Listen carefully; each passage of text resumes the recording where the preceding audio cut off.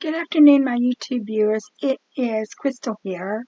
I'm just wanting to give you a code review on Kaggle's playground competitions, and this is competition number 12 for 2023. Basically, I've worked on it a bit this morning, and I came home and I worked on it. And I was using Tensorflow because Tensorflow is supposed to give you neural networks, and it's supposed to give you better scores than sklearn. So I've been working on Tensorflow, but I'm not really that pleased with the score I got.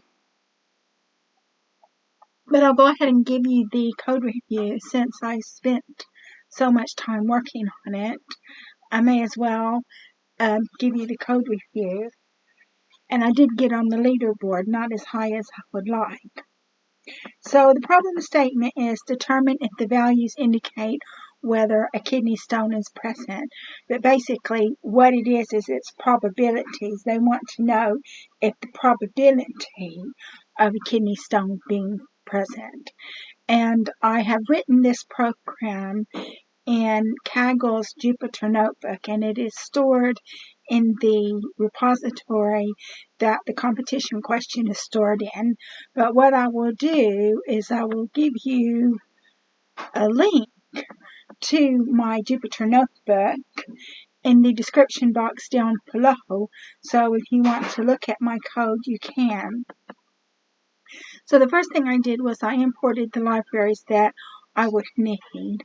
So I imported NumPy as NP, which creates NumPy arrays, and it creates NumPy arrays, and it also performs linear algebra. I imported pandas as PD, and that creates data frames in series, and it does data processing.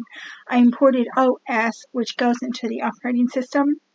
I imported matplotlib.pyplot as PLT, which performs graphic visualization, and I imported Seaborn as SNS, which also performs graphic visualization.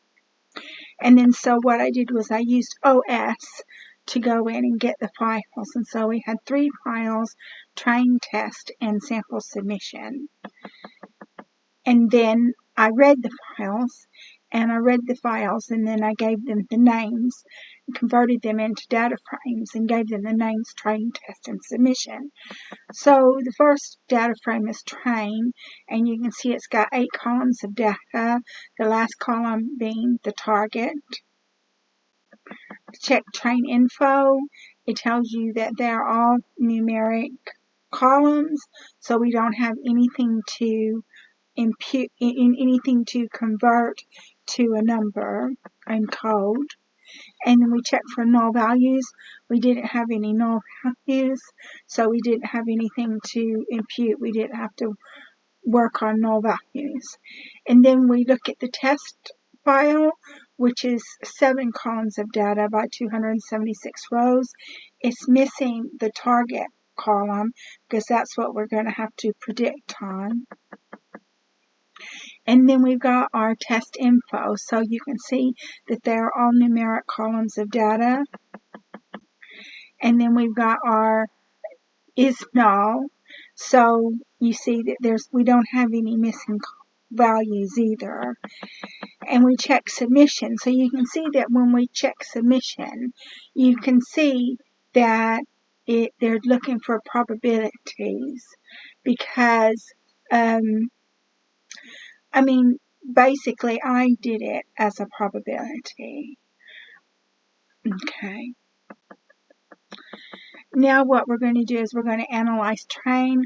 So we put target on a disk plot, and so you can see that you've got more zeros than you have ones. So fewer people have kidney stones than don't. It's a mild class imbalance. And then what I did was I made a scatter chart of the The green is if you have a kidney stone, and the red is if you don't have a kidney stone. Okay. We put the target on value counts, and you can see you had 230 zeros and 184 ones. And then I created a heat map. So core equals train.core, SNS heat map core. So you see we got a heat map, and some of the columns of data are more highly correlated than other columns of data. So you can see what the correlation is here. I decided not to do anything else. I mean, I could have done more things. I could have put a train describe, and it would have described the statistics of the data frame, but I didn't do that because I did it this morning. I was in a little bit of a rush, and then I came home this afternoon and I'm a little bit tired, but I could have done a describe, so we could have described it if we wanted to. And I decided not to try to remove any of the highly correlated columns because it wasn't a lot of columns and I didn't see anything that was really highly correlated. So now what we're going to do is we're going to define our X and our Y variables. Your Y is your train pop target, so that takes target out and puts target in Y, and X becomes your train because target has been taken out, and then X test equals test. So we have the shapes of X, Y, and X test. Now we're going into Tensorflow, and so when we go into Tensorflow, we're going to import the libraries that we're going to need from Tensorflow. We're using Tensorflow 2-11, so it's always really important to know which version of Tensorflow you're working on because they're always making changes to it. Now what we want to do is we want to normalize the data, and you're supposed to normalize the data. So normalize equals keras.layers.normalization and normalize.adapt x. So we've got x. And now what we're going to do is we're going to take our x and our y, and we're going to break it down. We're going to split it into training and validation sets. Now what we're going to do is we're going to define our neural network, and this is going to be a deep neural network. And I have to say I'm a bit disappointed because it just didn't turn out as good as I wanted it to. But this is the neural network that I made. So the first layer is going to be your normalized layer. The second layer is going to flatten it. The third layer is dense. The fourth layer is dense, and the fifth layer is dense. So the last layer is going to be sigmoid, so it's allowing you to know that it's a binary.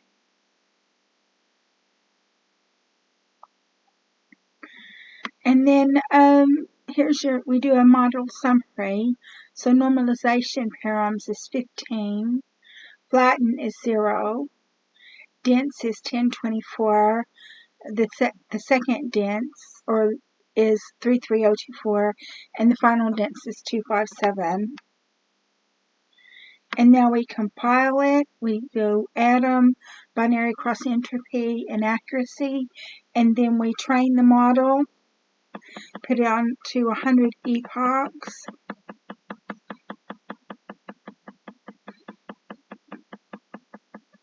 But I set it up for early stopping, and it did early stopping at 57. And now we're going to make predictions. So one thing I'm really disappointed in was it gave you an accuracy of 71%, which I didn't think was really good. And now we check our probability. Probability equals model.predict x test. Probability equals NP ravel probability. And then we check our probability here.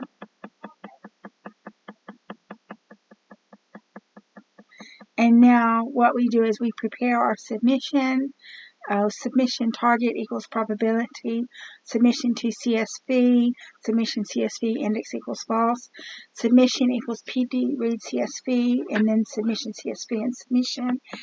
And that is what I submitted to Kaggle, and I didn't score that well. I only scored like 79. So I only have two more times where I can submit my work. So I don't know what I'm going to do. I don't know if I'm going to take the normalization out and see if that improves my score. But that's it. That's it for my code review. I'd like to thank all of my subscribers for supporting my channel. If you like my video, please like, subscribe, and share. And thank you so much for watching my code review. I look forward to making more code reviews for you in the future.